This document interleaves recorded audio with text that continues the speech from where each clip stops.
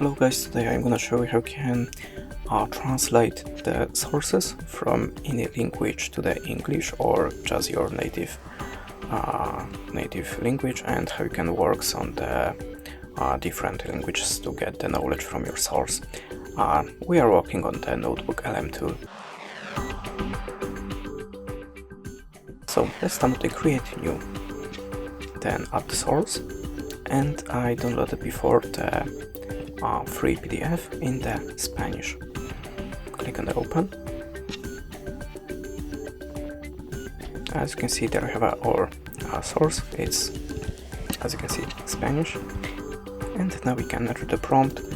Please summarize the source for me and translate it to the English.